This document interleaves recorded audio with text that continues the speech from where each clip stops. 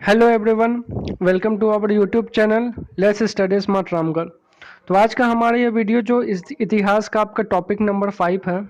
इस वीडियो में आपको गुप्ता काल देखिए यहाँ से यहाँ तक चला था आपका गुप्ता पीरियड, और बाकी जो आपका रेड में है वो आपका मगध पीरियड है। तो उसके बारे में आगे पढ़ेंगे। गुप्ता पीरियड के बारे में आज तक जितना भी आपका यूपीएससी, एसएससी, रेलवे, जेएसएससी और भी जितना भी गवर्नमेंट एग्जाम हो गया, डिफेंस का हो गया, यूपी का एसआई हो गया या फिर बिहार पुलिस हो गया, जितना भी क्वेश्चन आज तक आया है सारा क्वेश्चन को इस वीडियो में डिस्कस करेंगे। और ये क्वेश्चन आपके लिए नेक्स्ट एग्जाम के लिए इंपॉर्टेंट होने जा रहा है। अगला एग्जाम जो भी आपका सीईटी का होगा, यूपीएससी का, एसएससी का, रेलवे का, जेपीएससी, जेएसएससी, डिफेंस या फिर और भी कोई अगर आप गवर्नमेंट एग्जाम में अपियर होने जा रहे हैं तो आपके लिए ये वीडियो जो है इम्पोर्टेंट होगा। तो आइए देखते हैं अभी तक क्या क्या क्वेश्चन इस गुप्ता पीरियड से आया हुआ है। ठीक है, देखते हैं। क्वेश्चन नंबर 1 यहाँ पे है जो आपके लिए एसएससी में 2019 में आया हुआ है। सबसे इंपॉर्टेंट क्वेश्चन, गुप्ता वंश का संस्थापक कौन है? संस्थापक से एक क्वेश्चन आपका कंफर्म है, आएगा ही आएगा। वो गुप्ता वंश का हो, मुगल वंश का हो, मौर्य वंश का हो या फिर कोई भी वंश का हो, आपको उसका संस्थापक को याद करना ही करना है। तो गुप्ता वंश का संस्थापक कौन है? श्री गुप्ता। इसको याद रखिएगा, इसके संस्थापक कौन है? श्री गुप्ता। नेक्स्ट क्वेश्चन आपका क्या है? गुप्त किसके समांत थे? गुप्त जो है किसके समांत थे? सतवाहना, मौर्य, कुषाणों के। तो वो किसके समांत थे? कुषाणों के समांत थे। ठीक है, एसएससी में आया हुआ क्वेश्चन है, 2019 का ही क्वेश्चन है ये सब। आइए नेक्स्ट क्वेश्चन देखते हैं।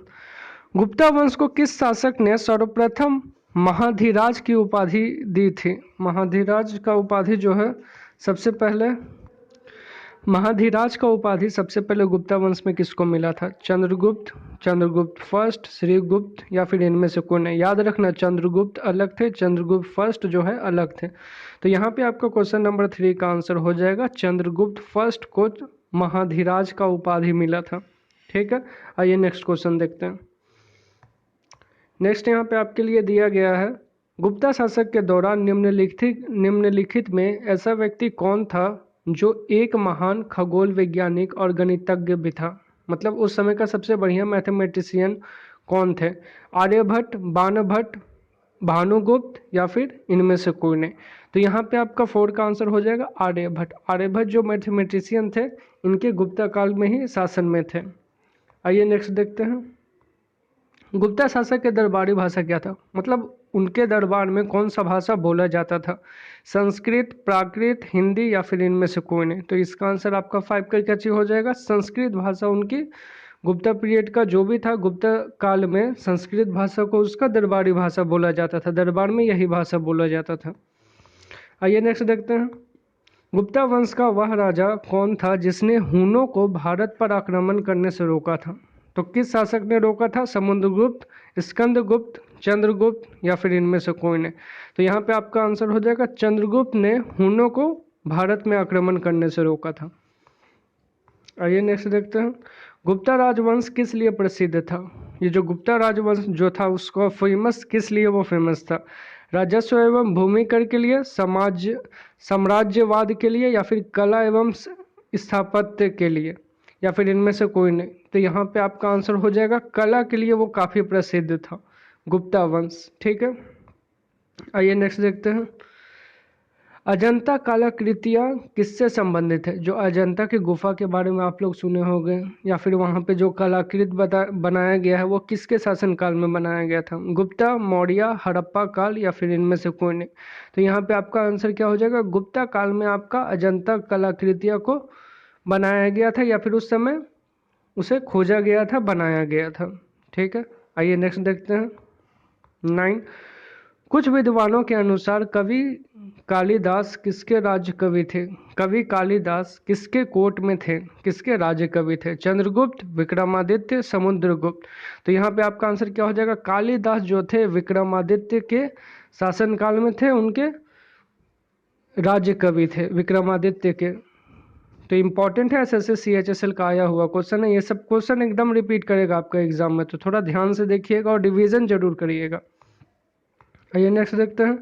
उत्तर गुप्त युग में जो विश्वविद्यालय प्रसिद्ध हुआ था उसका नाम क्या था? उस समय जो उत्तर गुप्त युग में जो आपका यूनिवर्सिटी था, कौन सा फेमस यूनिवर्सिटी था? नालंदा, तक्षशिला, काशी, तीनों बहुत ही फेमस यूनिवर्सिटी है। लेकिन इसमें गुप्ता काल में कौन आपका इंपॉर्टेंट था?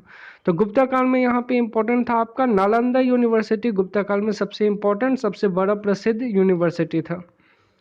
आइए नेक्स्ट देखते हैं।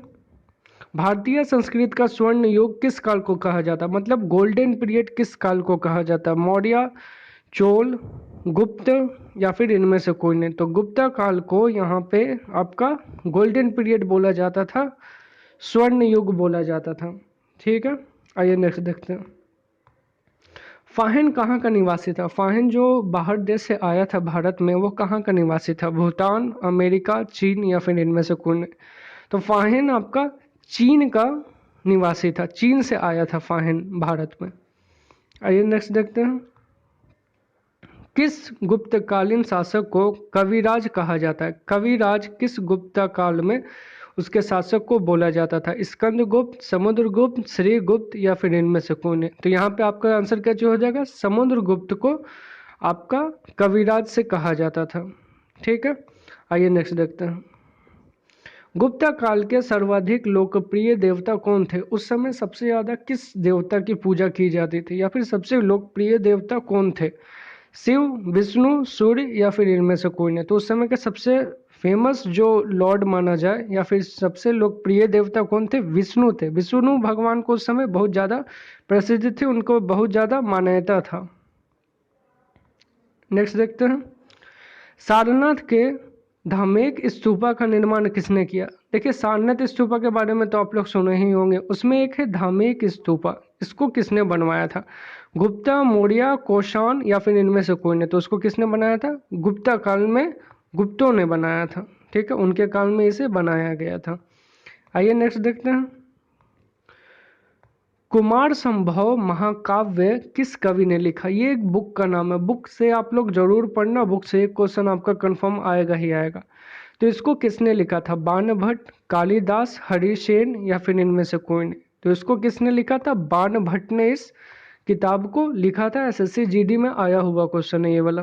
ठीक है, आइए नेक्स्ट देखते हैं। नालंदा विश्वविद्यालय की स्थापना किस युग में हुआ?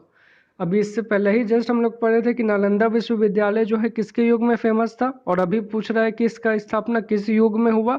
तो मुगल, गुप्ता, पाल या फिर इनमें से कोई नहीं? तो यहाँ पे आंसर क्या हो जाएगा आपका? गुप्ता पीरियड में नालंदा विश्वविद्यालय की स्थापना का युग है। ठीक है, आइए नेक्स्ट देखते हैं।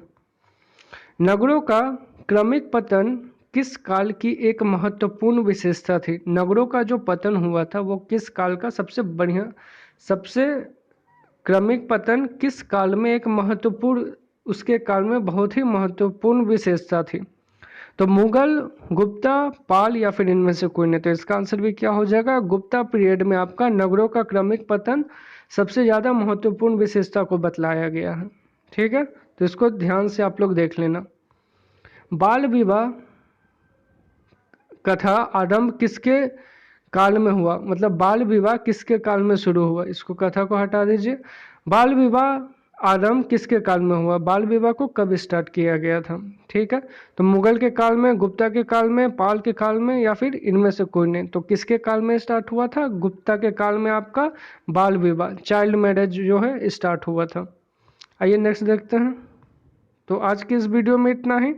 इसका आंसर आपको कमेंट बॉक्स में बताना है। गुप्ता वंश का संस्थापक कौन है? अगर ये वीडियो आप शुरू से लेकर अंत तक देख रहे हैं तो इसका आंसर आपको जरूर पता होगा।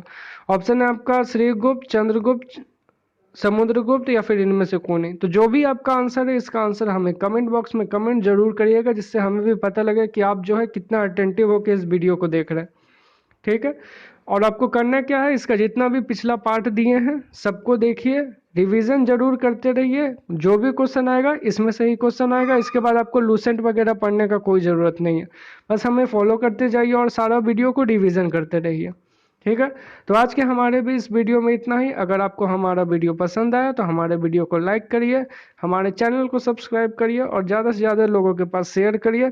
और याद रखें, चैनल को सब्सक्राइब करने के बाद बेल आइकन को जरूर दबाइएगा, जिससे आपको टाइम टू टाइम नोटिफिकेशन मिलता रहेगा जैसे ही वीडियो अपलोड होगा। तो चलिए फिर मिलते हैं नेक्स्ट वीडियो में, तब तक के लिए धन्यवाद।